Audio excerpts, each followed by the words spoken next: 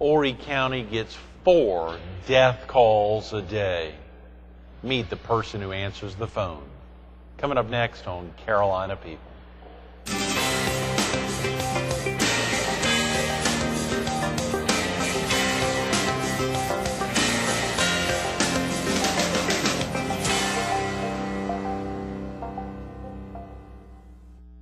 Good morning. Welcome to Carolina People. This morning we're at the Horry County Government and Justice Center in historic downtown Conway. We're focused on the coroner's office in Horry County, and we're visiting with the coroner himself, Robert Edge. Good morning, Robert. Good morning. Good to see you today. Thanks so much for coming in early on a Tuesday morning. I see you've got somebody with you. Yeah, I've got little baby Richard here with me today. That is fantastic. Well, of course, we'll be talking some about the Child Fatality Advisory Committee, which you served on for 6 years statewide, which is a tremendous commitment there. Obviously, baby Richard having a big role both across the board as well as statewide. Yeah. How we came about getting baby Richard was through a state grant through child fatalities, and our goal with Richard is when we have an infant death that we take Richard with us, and we have some other little dolls.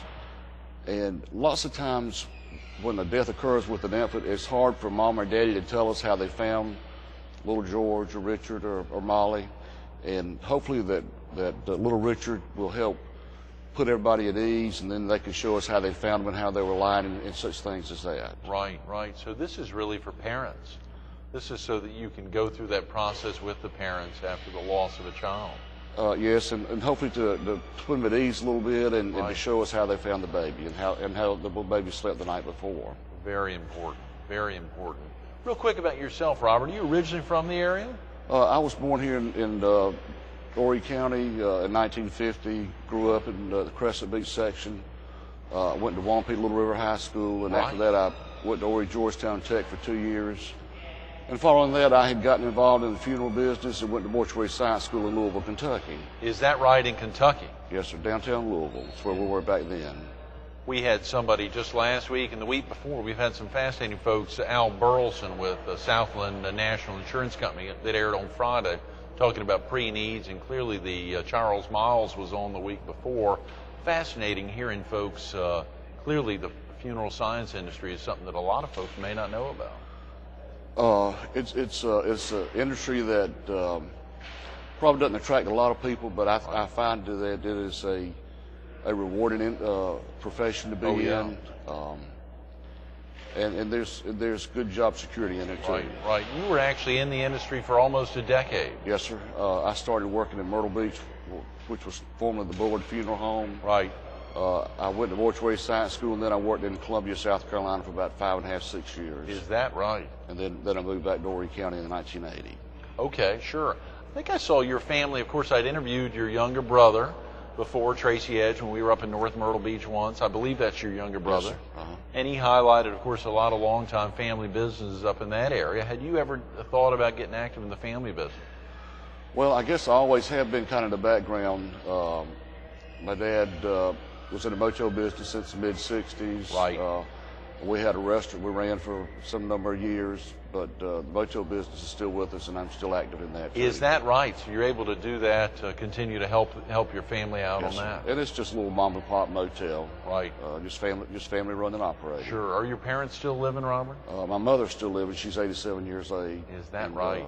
But she's still with us. That's great. That's great.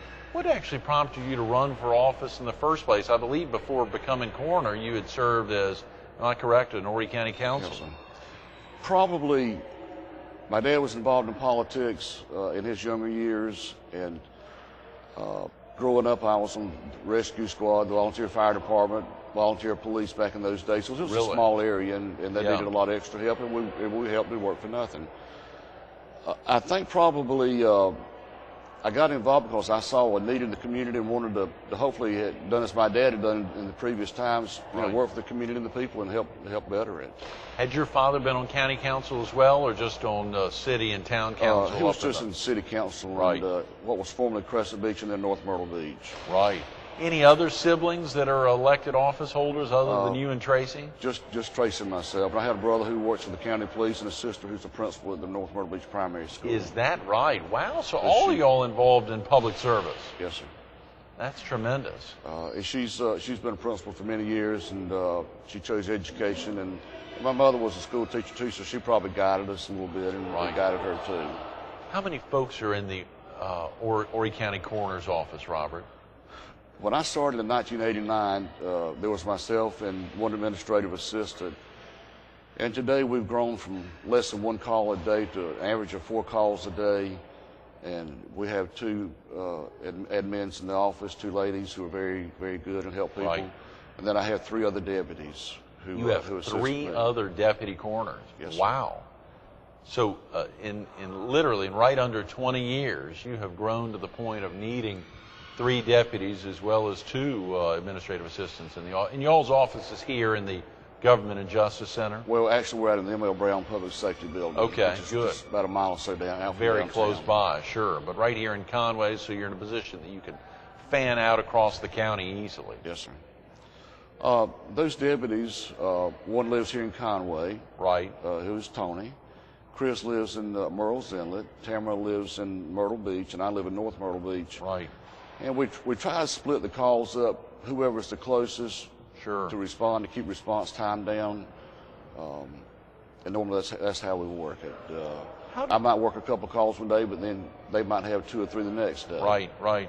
How does the process normally work? For folks who aren't familiar with the coroner's office, Robert, is it who all would be utilizing the services of the coroner? If I died in the hospital, is the hospital going to call the coroner's office? Only if your death is a unnatural death, they will call us in. Right. We answer all the emergency room calls, all deaths that occur in homes, assisted living homes and places like that. You said all the emergency room calls. Yes, all the emergency room calls are referred to us. Right. And some of those, the people will have local physicians who will step in and help us out, and some are out of town and don't have a local physician, and those we step in and handle. Mm-hmm. So you were contacted really then on a lot of calls. You said 4 calls a day. On an average of 4 a day. Yes. That is incredible. That is incredible. It might not sound like a lot, but when you spread it out over the period of a year and the time involved, some of them are very time involved and some are not, but it keeps us all pretty busy. Right, and death doesn't take any time off. I mean, you're talking about 7 days a week. 7 days a week, 24 hours a day. That is amazing, Robert. Which I guess to some degree is the life of a funeral owner-operator. I mean, if you're involved in a funeral home or working in a funeral home, you're clearly oftentimes on call all the time. The same as they are. And as you said, death doesn't always occur in the daytime. 2, 3, 4 o'clock in the morning, we get a call, then we get up and go. Right, right. And of course, they do the same thing too. Absolutely. What was it about the industry that really got you interested in it, Robert? You know, growing up, particularly having worked some and helped out in the family business and thought of those operations, what was it about the funeral industry that? I guess it was the intrigue of working with people, and I feel like people with a funeral background or who do have a funeral background, they're trained to help people in a period of grief and times that they are not familiar with. And, right. And lots of times they just don't know what to do. And we're asked that question a lot, what do I do next? Oh, yeah. And you have, for instance, a lady and a gentleman, and the husband dies, and he's always been the breadwinner and the one in charge, and she's left, and she just doesn't know what to do. Mm-hmm. And hopefully we can guide them. We suggest that they call friends or family in if they aren't close around. Right. Sometimes people need a little counseling. We suggest that maybe a minister can come in and help them do things like that. Sure. That's not stuff that the coroner's office can do. I mean, y'all don't have counseling, obviously. No, sir. No, sir, we don't do it. We try to lay a foundation where they can get that later on if they need it, and hopefully we can help them in that direction. Sure, sure. Now, do all 46 counties in the state have a coroner? All do. There's one county that has a medical examiner system. They also have a coroner too. Okay. I feel like we probably have the best of 2 worlds here. We have a local hospital, Grand Strand. We have a local forensic pathologist, Dr. Proctor, who does a lot of cases for us. Sure, sure. If he's not available, we send some to the medical college in Charleston or to a doctor in Columbia sometimes. Right. But but going back to Dr. Proctor, you know, if we have a problem or we need some medical advice, all we have to do is pick up the phone and call him, or go by his office and sit down and talk to him. That's tremendous. So I think we have a good system here in Horry County. That's Dr. Edward Proctor from Yes, sir. Conway, who has old Conway roots. Yeah. Yes, sir. That's His tremendous. dad was a local surgeon here in Conway. Sure, sure. And of course, it is important. Now, this is an elected office as well. Yes, sir. I mean, clearly, you have to run for office. Is that every 2 years or 4 years? Every 4 years, and fortunately, this is an election year this year. Okay. Wow. It is as you think about obviously getting out and being around the county, since you and the deputy coroners clearly know the county well, you really have to spread out, and it gives you an opportunity, as you said, to meet folks clearly in their time of greatest need, but to get to know a lot of people in the community. Yeah, and I'm asked lots of times, you know, they say you have a hard job, and it is a hard job sometimes, especially when you're dealing with children. Oh, yeah. But I find that I'm compensated by meeting a lot of nice people, and here again, hopefully we can help them and put them at ease as much as possible. Right. If a viewer needs to get off to work now or get family off to school, Robert, is there a good phone number for someone to call if it's not a 911 call? I mean, is there a good phone number if they've got any questions about the coroner's office? Our office here in Conway is 843-915-5110. Okay. And the ladies are there, and I'm there a good bit of the time during the daytime from 8 to 5. And you know, if an emergency comes up, call Central Dispatch and they can contact us. Sure, sure. We wear beepers and cell phones all the time. Great, but you encourage folks to call if they've got questions. Of course, there's also some frequently asked questions on the website, horrycounty.org. I think if you click on coroner, there's some questions there oftentimes that folks want to know. Yeah, and probably a couple questions we get, people will call and ask us about cremation. Right. What the laws are, and there's a 24-hour waiting period of time that once someone is deceased before they can be cremated. Is that right? 24 hours. So if someone dies out in their home, they can't, if they go through a funeral home or otherwise, they have to wait. There's still that waiting period, and there's some paperwork that has to be satisfied, such as a cremation authorization and a signed death certificate either by the coroner's office or a physician, whoever's in charge of the medical part of the paperwork. It'd be very difficult. You know, the shows, CSI and all the others, it'd be difficult to unearth a body, obviously, if someone's cremated there. I guess is that one of the ways that you get rid of DNA? Even? Cremation would get rid of DNA simply by the fact that it's destroyed by the fire. Right. And I watch CSI, and I think it's a great show. I just wish we could be as good as they are. I'm sure you are. That's right. Now you said there's Tamara Willard, who's been with you for about how long? Tamara's been with us about 4 years, I believe now, 4.5 or 5. Right. And Tony? Tony Hendricks. And Tony, I've known Tony since, I guess, 20-some years ago. Is that right? Tony used to be a paramedic and EMT with the Horry County Rescue or ambulance service. Sure. And later Tony served as the Conway Fire Chief for, I think, approximately 15 years. Is that right? And he retired from that, and we had a vacancy that came open, and Tony applied, and I really felt Tony would be a good man for us. Oh, he knows the community, he knows the agencies to deal with, and he's been an asset.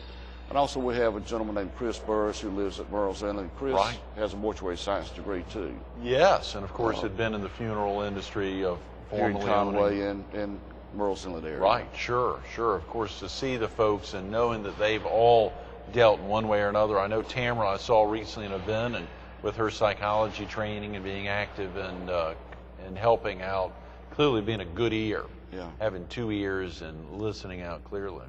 I think with the staff's background, you know, that we have a good grasp on how to handle people, and if I have a problem, I can call Tony if it's a fire death, or if we need to call Tamara with how to talk to some folks sometimes. Sure. And I just think we have a good cross-section of backgrounds to help us run the office. Absolutely. And that is very important. Robert, let's talk about a couple of different scenarios about the process y'all go through. Let's say in Horry County, where it's oftentimes a very transient community, if a homeless person dies, what does the coroner's office have to do above and beyond what you'd have to do for other deaths? As far as homeless, and we probably have about 10 homeless deaths a year. Oh, yeah. Sometimes we have difficulty in trying to locate family. Right. Their IDs are not in order. Social Security numbers are not right. And we exhaust all means that we have to try to locate family. Sure. At a point in time after that, if we have not located family, then the county will make a disposition with the remains, and that is normally cremation. Right. And we have some ashes stored in our office where we have had homeless people cremated. Is that right? They're stored in your office? Yes, sir. Okay. And then there have been some cases where we're able to contact people. And usually when we find those folks, they'll come in and take care of the arrangements and follow with the funeral arrangements of some type, whether it be cremation or burial. How about with all the tourists that visit the area, Robert? If there's a death, let's say, of a student visitor, a kid visitor, someone who's visiting the area, or recently Canadian American Days were held. If someone's visiting from Canada, what happens in that process? Is that different? A little different. And here again, let's use the Canadian Days for an example, right. or summer tourists, either one. If they come into the emergency room and the death occurs, then of course we're notified to handle the medical part of it. Normally, or what we'd like to do is, if we have family present, or either we'll notify them back, we ask that they contact their local funeral home back home. Right. And that funeral home will in turn, they have a directory book, and they will call a local funeral home to help do the body preparation. Good. And make arrangements to either drive them back home or fly them back home. Okay, sure. And that's normally what our role right. consists of. Obviously, sometimes showing up in an accident, of course we want to talk about a scene where it looks like a homicide's occurred, but in an accident environment, that can clearly be very delicate. Are y'all oftentimes charged with contacting a family, or is that something the coroner's office has to do? We make the notification, and we'll use a car accident for example. If there's a local accident and there's no family involved, we normally try to contact an agency back from their hometown. If that doesn't work out, we occasionally will call. I don't really like to call people on the phone. Right. I prefer to go through an agency if possible. Yeah. But using the notification is done that way. And here again, if there's other family members with them, then we can handle notification in person at that point. Right. Robert, what about the procedure as it relates to homicide or potential homicide? When you show up, I think I saw, and of course not wanting to talk about specifics of anything, but when you show up at the scene of what looks like a homicide, of course Greg Hembry will be with us later this week. We want to talk about some of the prosecution in Horry and Georgetown County, but when you show up at the scene early on, it looks like a homicide's occurred. What's going on in your mind? What I'm usually thinking about is our role that we'll play. And I think we have a good relationship with other departments. Yeah. And for instance, we'll just use the Horry County Police since we're here in Conway. Right, sure. If there's a homicide, they have a crime scene division that will respond to the accident area. Detectives will show up. The crime scene folks will go into the scene and they will do their documentation. Once their documentation is completed, then we step in and we'll take charge of the victim. Right. We'll have it transported for autopsy and whatever else that we need to do along those lines. Sure. Once the autopsy is done, and during this time we also contact the family to see what arrangements they want to make. But once the autopsy is completed, the doctor will generate a written report to us. And that's Dr. Proctor or someone else. Yeah, either from Charleston, one of the two. Sure. And then we refer that report over to the detective agency who is handling the case. Right. They put together a package and then they forward it on to the solicitor's office. And at a point later on in time, that is used in his prosecution. Boy, a very big deal and oftentimes a very drawn-out process to make sure it's done very time-consuming sometimes. Right. And autopsy reports they're not generated real fast because there are a lot of tests and things that have to be done. So, but once they are completed, it usually takes about 2 months, then we'll forward it on to the other agencies. So oftentimes if a funeral home, a funeral director or somebody from a funeral home will arrive on the scene, if there's an instance where someone just hasn't even thought of a funeral home, hadn't been there, and they ask you that simple question, what do I do next, Robert? And you said you hear it all the time. How do you normally respond to a question like that if someone's at home and, as you said earlier, if their loved one had been the breadwinner and they're now there, They see Robert walk in. They say, "What do I do? What do I do next?" How do you normally handle that? If it's a case that it's not going to involve an autopsy and we're going to go ahead and release somebody at that point, I sit down and we talk to them, and I suggest that if they don't have a funeral home in mind, that they talk to their friends or some other family members. Sure. And let them make a decision as who they want to call. And once that decision's made, then we'll help make the call to the funeral home. Right.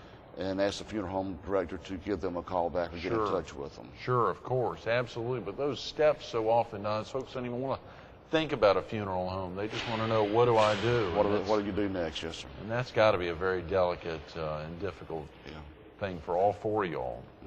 If we could go back a moment to the crime scene, and here again we interact with the local police departments. Sure. We have local media to call us and ask for information. Oh yeah. And sometimes they think we probably don't give them a lot of information, and sometimes we can give a lot, and sometimes there's information that we cannot give out to the general public. Sure. But the media also plays a big role in our everyday actions too. I think I saw you recently giving a big kudos to the media across the board, all mediums, about one case you were working on to make sure that they handled it properly. They interfaced well with you. I hope so. Certainly, I hope so. It's just that we don't give them everything they want to know sometimes. Right. I'm sure that's their job. I can't say that's my job here, because this, of course, is just an opportunity to get the word out, to educate folks on what all you go through. Let's go back to baby Richard here as we think about the state child fatality advisory committee. What is that something on a statewide basis? What prompted the founding or the forming of that committee and your service there for 6 years? I think what started the committee, and I think it goes back to about 1995. Right. There was a general concern that lots of coroners were not autopsying children, that their deaths were going unreported, and possibly there were some homicides that were being slipped through. Right. That not being detected, and the goal of this act was to prevent children's deaths. Oh yeah. And the act calls for anyone under the age of 18 for us to find out why they passed away, unless there's a medical reason behind it, such as a long-term illness or something like that. Right. The act has been good. Their goal again is to prevent children's deaths. They do some public service announcements. And hopefully educate the general public on having children and how you put them to bed and sleeping habits and things like that. Oh yeah, very important. A long time ago, and here I've never had children, but it used to be you'd put your child down on his tummy to sleep at night. Well, today that decision's been reversed, and they want him laying on his back and possibly with the head up just a tad, if possible. Very important. So things have changed a lot, and education plays a lot in preventing children's deaths. Oh yeah. So the committee on a statewide basis really worked hard to educate the community, make sure they know about often reasons that either baby Richard or baby Molly, you talked about, why fatalities are occurring. Yeah. In these committees, in the reviews, we have all types of deaths. We have infant children who, some are crib deaths and some are not. Right. We have children who are on ATVs. Oh yeah. They don't wear helmets. They ride a bike without a helmet. ATV turns over, or they're hit by a car riding the bike. Right. A lot of swimming pool drownings, backyards, no fences around the pools to keep kids out. Right. Just a big combination of all types of deaths, and all of these are reviewed. Boy, Robert, we think about the raw numbers there. We just got a couple of minutes. The raw numbers, if you're averaging 4 a day, 365 days a year, you're talking 1,500 calls that y'all are having to go on an annual basis. That's an incredible amount of strain on. I'm amazed you don't have more deputy coroners. Well, I think we've got a good staff right now, and I might add that in that, say, 4 calls a day, the only thing that we don't go on, and occasionally we do go on some of these, are mercy hospice calls. Right. Where people are terminally ill, and we have an agreement worked out with the hospice that they provide the information to us, and we let them handle the call. And the reason behind that is that hopefully it helps the families. It keeps a lot of outside people being involved. Oh yeah. Especially when the death occurs. Right. So those we don't actually go on, but we do a report on them though. Right. What continues to drive you, Robert? What's made you commit to go ahead and step out and want to serve another 4 years the residents of Horry County as coroner? I think probably I've seen the office grow from a staff of 2 to a staff of 6 now. Right. We've come to the computer age, Right. and I think we've grown good and we've progressed well. And I just like to see it continue to go on. And here again, I have a good staff, and Right. I want to keep them in providing service to the people of Horry County and the visitors too that we can provide. Absolutely. You know, our goal is to uphold the laws of South Carolina, but also feel like that we're there for moral support to help folks. Right. And I would like to see that continue on. And it shows. Robert, thanks so much for being with us this morning. I'm sorry we've run out of time. Well, thank you. I appreciate the invitation, and it's been a beautiful morning. Absolutely. Stay tuned to more Carolina People with Horry County's coroner, Robert Edge, coming up next. You know, even though when you think about the coroner, you think about one person, in this instance, one man, Robert highlighted it's not all about Robert Edge. He's sitting here with a baby on his lap. Look at little Richard that's been sitting here, baby Richard.